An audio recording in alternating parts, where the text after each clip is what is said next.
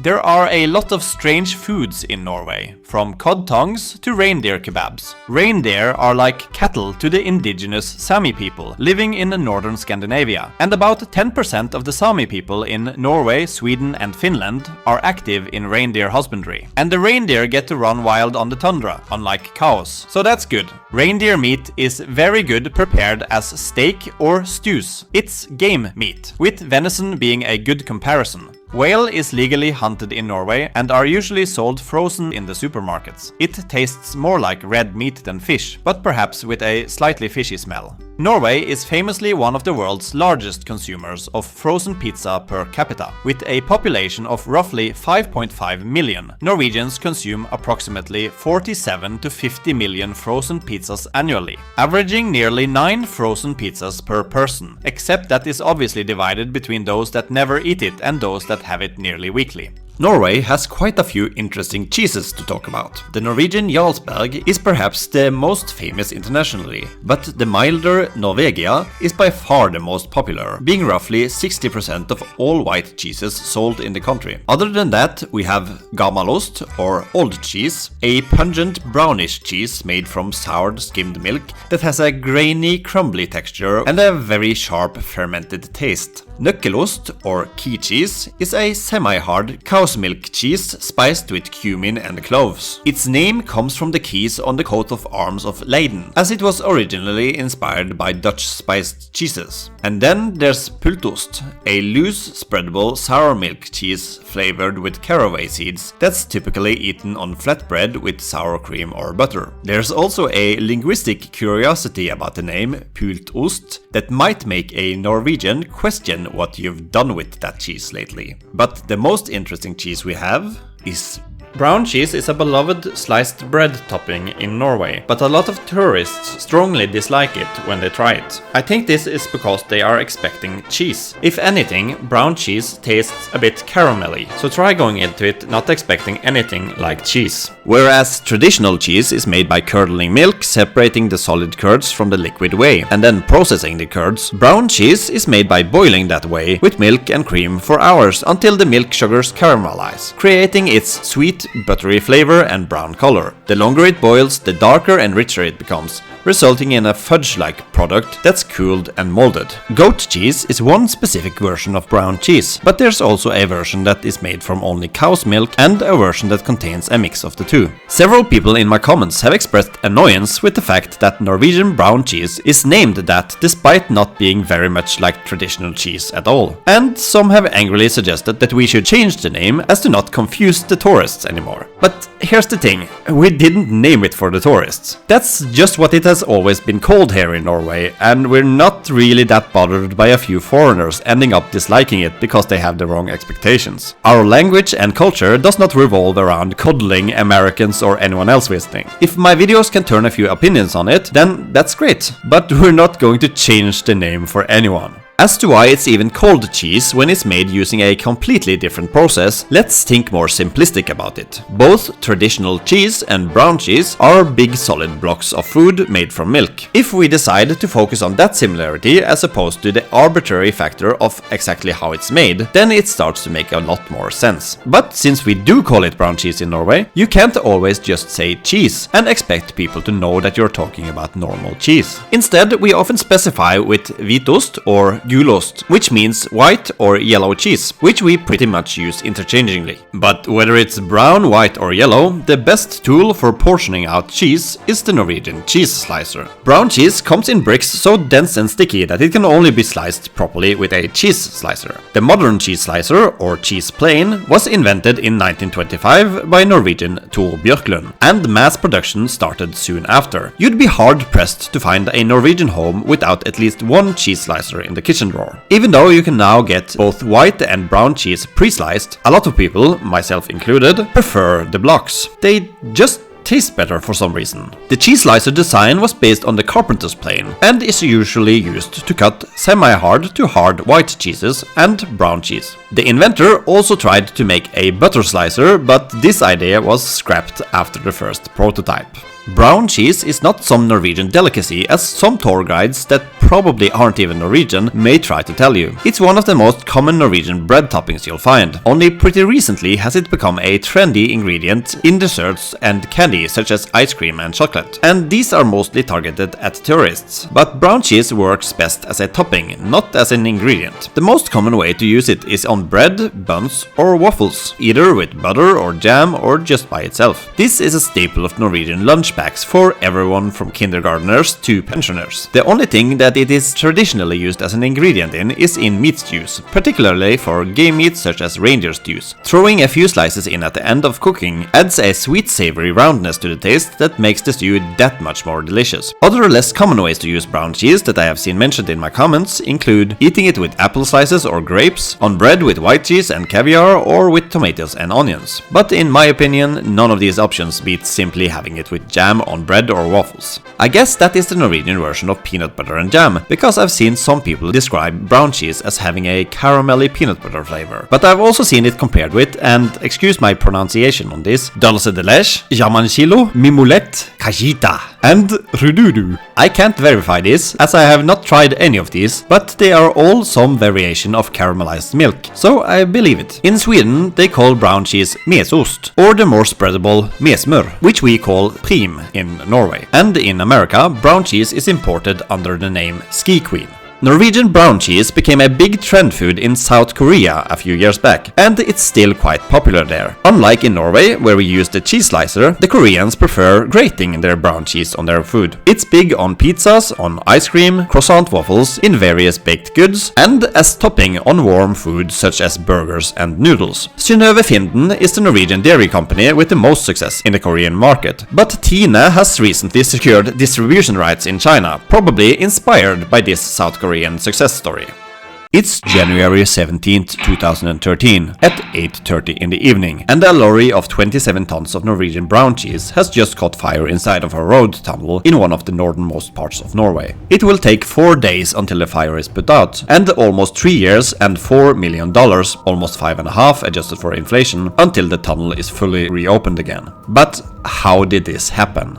The brown cheese was headed south towards the town of Kjøpsvik when it caught fire. The driver managed to unhook the truck from the trailer, which was left standing around 150 meters or around 500 feet from the southern entrance of the over 3,500 meter or around 2 miles long tunnel. One driver even panicked and crashed his car into the tunnel wall, thinking it was his own car that had caught fire, before managing to turn his car around to escape. The cause of the fire was never figured out, but was believed to have probably been a fire in the wheel bearings. Brown cheese has so much fat content, up to 30%, that it causes enormous amounts of energy to be released when it is burned. But it is not easily ignited. In this news segment from the time, firefighters tried to demonstrate the flammability of brown cheese, but it would not catch fire until they poured a good chunk of gasoline in with it. But once it was going, it went for a long time. This demonstrates that it was the combination of gasoline and brown cheese that made the tunnel fire so tenacious, not simply the brown cheese by itself. But at its height, the temperatures in the tunnel reached an incredible 1,200 degrees Celsius, or almost 2,200 Fahrenheit, which caused mountain rock to crack open, so that geologists had to go in after the fire to assess safety. They concluded that a lot of the exposed rock in the tunnel had to be torn down, and safety bolts that were damaged in the fire had to be replaced. There is not a lot of clear information available about exactly how the fire was put out, but this is what I was able to piece together. The people in charge of containing the situation did not want to send in any firefighters to begin with, for safety reasons, hoping the fire would burn itself out. But the brown cheese just wouldn't stop burning. But after 4 days, they entered and extinguished the fire before removing the remains of the trailer from the tunnel. Several safety bolts in the tunnel walls, along with ceiling light fixtures, had been damaged in the heat and had to be replaced. That mountain rock had also cracked in several places, and they were hesitant to send in workers before they could figure out how dangerous it would be to be in the tunnel. It was expected that the road would remain closed for 2 to 3 weeks, with drivers having to drive a 2-hour detour with several separate ferry trips because of the closed tunnel. And it would turn out to take far longer than 3 weeks before the tunnel was up and running again. After closer inspection and investigation, it turned out that the fire had caused much more extensive damage. In addition to cleaning to remove soot, smoke and gases, the lighting, electrical, emergency and automation systems, as well as fans for over a length of at least 1 kilometer, just over half a mile, had to be replaced. The insulating polyethylene foam in parts of the tunnel had also burned away, and new frost and water protection had to be installed, as the fire had left water to penetrate and freeze on both the roadway pavement surface and in cracks in the walls. A few days after the incident, international media companies like the BBC, Discovery Channel and NPR started covering the fire. Norwegian TV probably said it best in their first reports from the scene of last week's goat cheese fire in a road tunnel in the Arctic. De utbrente lampene I taket viser litt av brannens herjinger I Bratteli-tunnelen I Tyskland. That's right, a goat cheese fire. Call it the fondue heard round the world. The incident, and Robert, it's the first of its kind in anyone's memory, occurred late last week near the city of Narvik. 20 tons of brown cheese were on a truck when it ignited. It took 4 days to extinguish the blaze. Fortunately, no one was hurt, but the road tunnel remains closed and will be for about a week.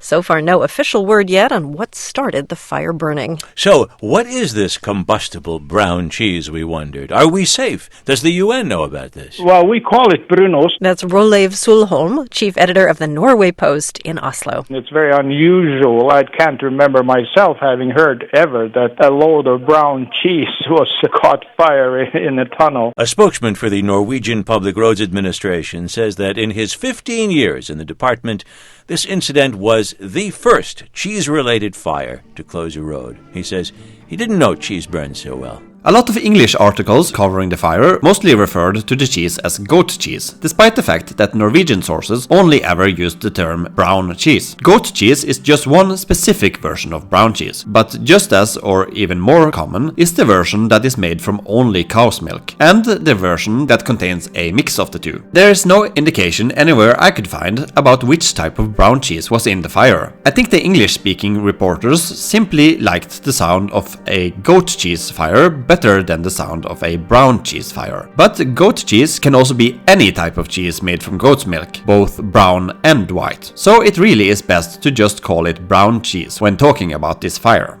The village of Kjøpsvik, which is located on the north side of the Tysfjord, was left without a road due to the fire, and only had a connection southwards by ferry to Drag. The closed road created problems in the form of delayed mail delivery, which, among other things, caused problems for the delivery of important medicines and blood tests. The road to Kjøpsvik and the ferry connection further to Drag is with a daily traffic of about 540 passenger cars, one of Nordland's busiest ferry routes. It is also largely used as a route for heavy transport between Narvik and Fauske.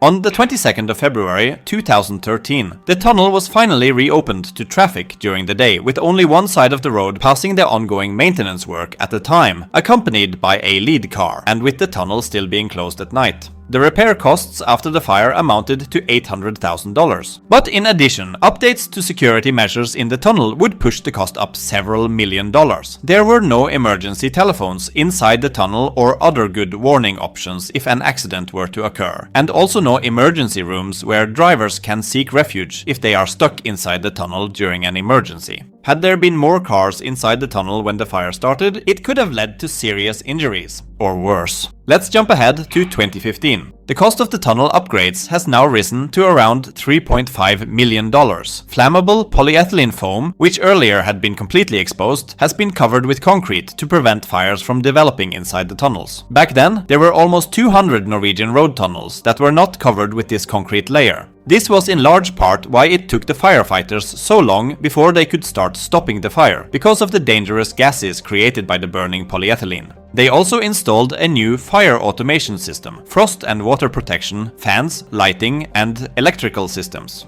After almost 3 years of roadwork in the tunnel and the queues this resulted in, the local population was getting tired of their extended commutes. One lead car driver reported that several drivers had threatened to crash into her, despite it clearly not being her decision to keep the tunnel work going, and in fact her work actually facilitated further use of the tunnel while under construction. Stupid people will always attack what is right in front of them, rather than going to the actual source of their frustration. But in November 2015, the tunnel finally opened completely, with normal two-way simultaneous passaging. It's now 2025, 10 years later, and work is about to start up again. They worked between the 22nd of September and 21st of November, and then had to take a break until April 2026 because of the winter weather. A bunch of foundation sheets have deteriorated and is torn in several places, and some of the polyethylene foam is unsecure and needs to be removed. Over 160,000 square foot of foam has to be replaced, tunnel wall has to be secured with rock bolts, and the last remaining remnants of the brown cheese fire has to be cleared out, meaning the tunnel is back on traffic management with a lead vehicle again, and even being closed at night for some periods. This will cost at least an additional $4.3 million, which is on top of the $4 million that was spent 10 years ago. The work is estimated to be finished by July 2026 at the latest, but these kinds of projects always seem to take longer than what is promised. So the tunnel work is still not fully finished, 13 years after the fire. But there was one disaster far more important than this one. At the tail end of 2011, the unthinkable happened. Norway ran out of butter. Norway has no butter. We took a collection for our friends in Norway. I wish I was selling butter now, because I'm selling cheese, but everybody wants to buy butter. Tell you what, Norway, that could use some more butter. What if it was you that didn't have any butter? Heavy rains throughout the summer of 2011 led to poor grazing conditions and low-quality animal feed, leading to lower milk production and reducing supply by roughly 20 million liters. In addition, a surge in popularity of low-carb, high-fat diets in the fall increased butter demand by 30%, and heavy import tariffs set in place to protect the Norwegian agricultural industry made it economically unviable to import extra butter from other countries. By November of 2011, shelves in Norwegian grocery stores had begun to empty. By early December 2011, with Christmas baking season approaching, with many traditional Norwegian Christmas cakes requiring butter, panic buying stripped stores of remaining stock within minutes of deliveries, even in Swedish stores close to the Norwegian border. The butter crisis is first primarily covered by local media sources, but soon starts getting picked up in international media, being covered by everything from the BBC to Al Jazeera to Fox News. I don't know what happened, but everybody want to lose weight, eat butter and bacon and lose weight before Christmas so they can eat more food for Christmas and even get thinner. I don't know what's going on really. There is another developing crisis that has had little impact so far outside Norway. In Norway, huge. Nothing to do with Greece, Italy or even Brussels. It's all about butter. Norway's Christmas season might taste a bit different this year. The country's entire stockpile of butter, essential to make traditional Christmas biscuits and cakes, has run out. There's none on this shelf, and there's none on this shelf. Actually, there isn't much of it on any of Norway's shelves. The country is suffering an acute and very untimely shortage of butter. For the shoppers in this Oslo market, the butter meltdown is no laughing matter. The whole nation is in a crisis, says this woman. With her friends, there's a discussion about using margarine instead. But it's laughed aside. Not quite the same for baking cookies is the conclusion. People are trying now to churn their own butter right before the holidays. But one of the things, Greg, I thought about you is that they attribute part of this to a high-fat diet fad, and you subscribe to this. Butter is the healthiest thing you can eat. See it in my book, Butter is Everything.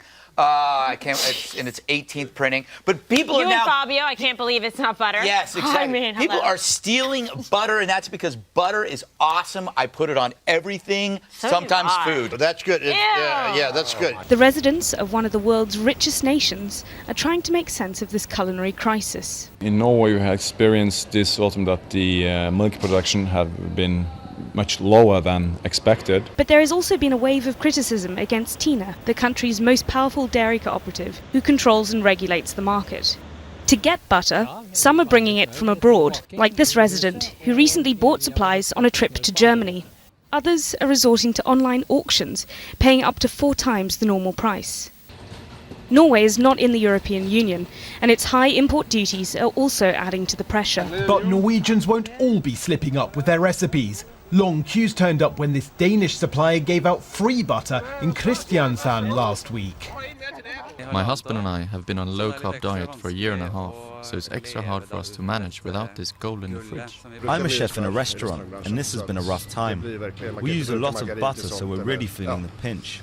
We can't use margarine to make cakes and sauces. It's a tough time for us. The country is suffering an acute shortage of the dairy product, and with Christmas approaching, the timing couldn't be worse. Butter suppliers are blaming a recent decrease in milk production and a new popular high-fat diet. They're also not so afraid of fat as they were before.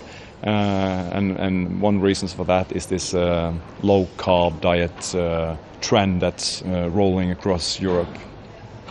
Norway is one of the richest countries in the world, but import taxes are so high that bringing butter across the border is not an option. The government is now debating a temporary cut in the tariff, but the flow of butter may not begin again in time for Christmas, leaving Norwegians rather bitter. It was even covered by one of those weird Taiwanese 3D news summary videos. Norway is one of the richest countries in the world, and they're willing to pay for their butter fix. The price of butter spiked at 80 euros a kilo on auction sites. A Russian butter smuggler was caught trying to bring in 90 kilos of contraband butter. While butter conglomerate TINE offer excuses, the truth is, Norway's neighbor Denmark is a plentiful butter producer. A Danish morning show is donating 1,000 packets of butter to Norwegians to help out this time of crisis. But why did this story receive this much attention? Probably for the same reason that the Norwegian butter crisis keeps being covered in internet fun fact videos even 15 years later. The Norwegian butter crisis.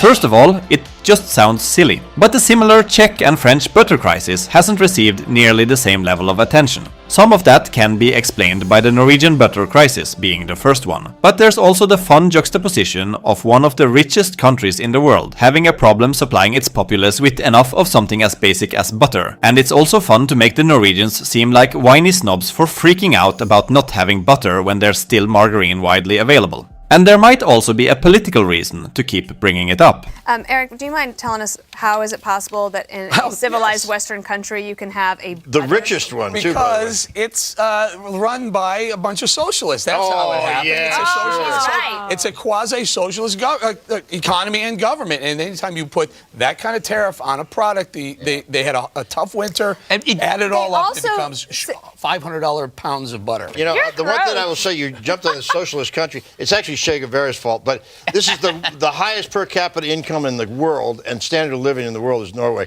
That terrible socialist situation. No, it's not, but that's okay. The highest standard of living? That's, But most standard, of you them said take- per capita. I'm sorry. And also it's dark I'm there not so 23 hours. Can you imagine like the hardcore guys Wait a in minute, I'm not prison? so They sure turn that's to the other guy and they go, "Hey, buddy, what are you in for?" He's all butter smuggler. I mean, really? Oh, right. Behind These two guys bars from Sweden. That means something else. Yeah, two guys from Sweden got busted trying to sell butter at a profit. Can you imagine? Man, I mean, people get busted for cocaine. Again, I got the cheese. another country where profit's an evil word, just like here. Again. After breaching into the international news cycle, comedians on British and American shows such as Have I Got News For You, SNL, and The Colbert Report also started covering the butter crisis. What as butter crisis bites?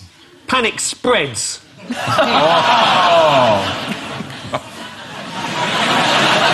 I don't care what you think. Bitter butter batter. Oh, you're the same bit of butter batter. Blatter bitter. I'm going to tell you. Go on in. Two held.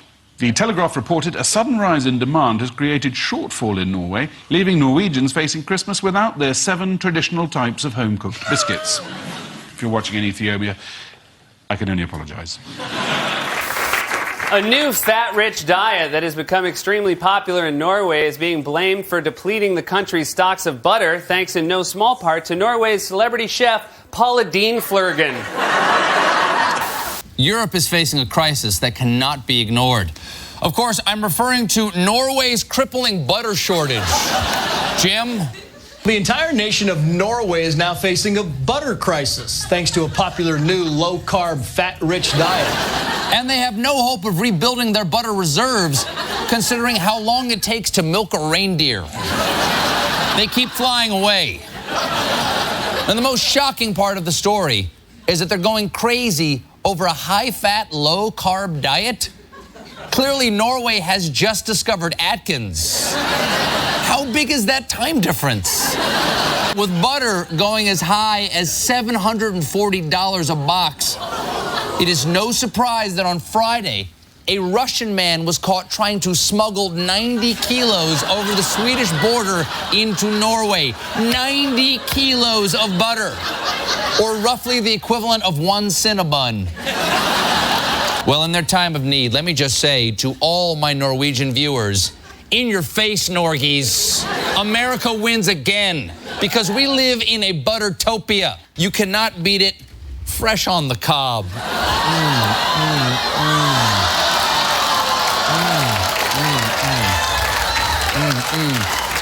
I'll tell you what, Norway, that could use some more butter.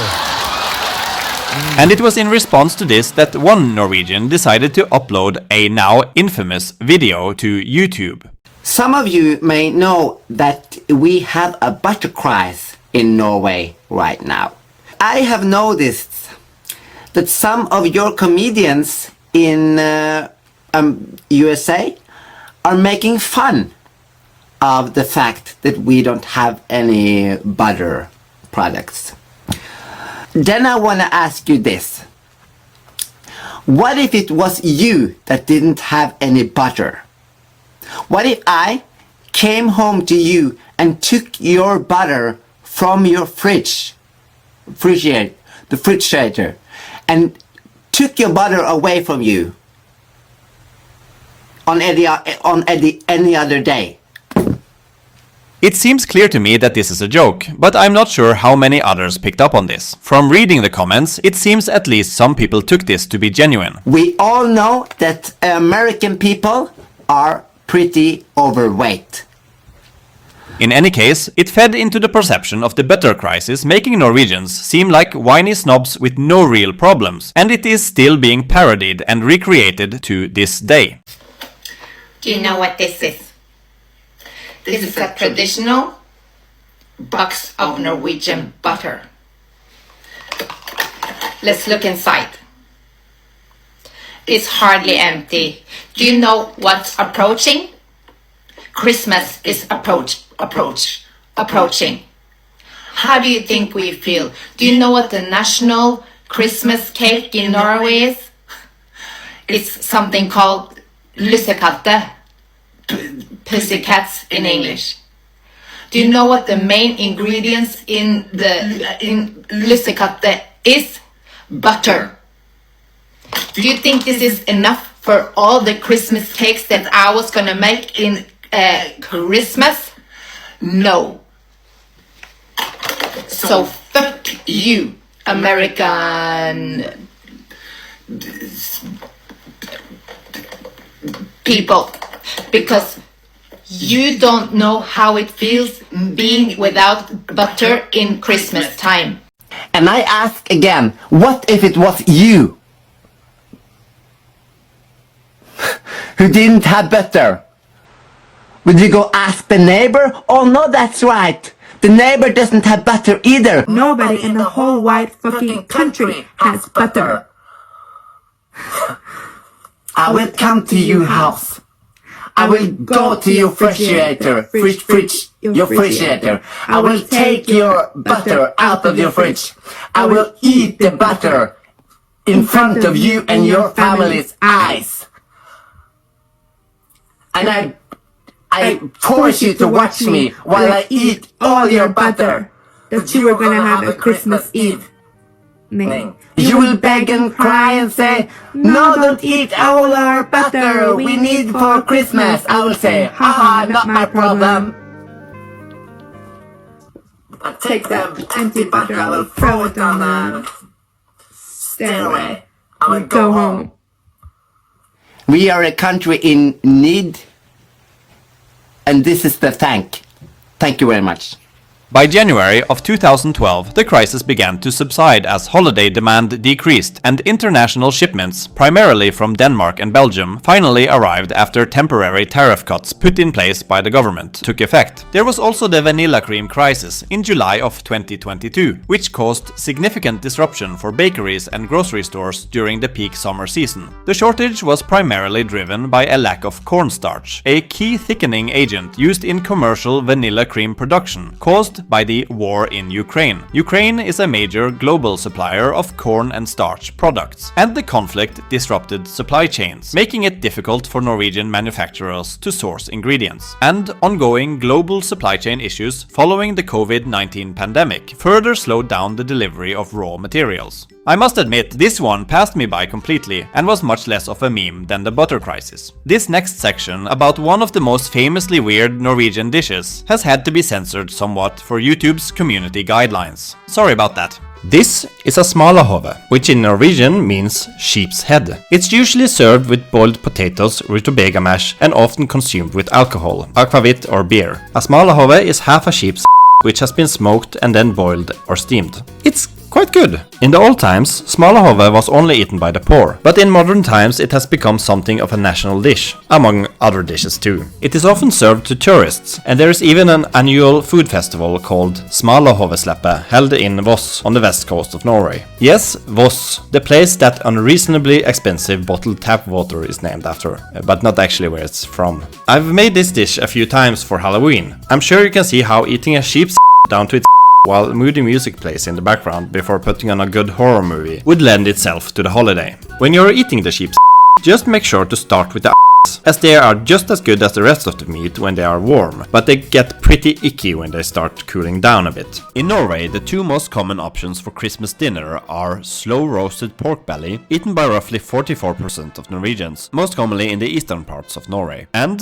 salted lamb ribs, eaten by roughly 35% of Norwegians, mostly in the western parts of Norway. Less common Christmas dinners include turkey, pork roast, lutefisk, cod, various vegan and vegetarian dishes, and frozen pizza. Thanks for watching, and since you've watched this far, please just press the like button. It makes a huge difference for basically no effort. Commenting and subscribing is obviously even better. Thank you for watching.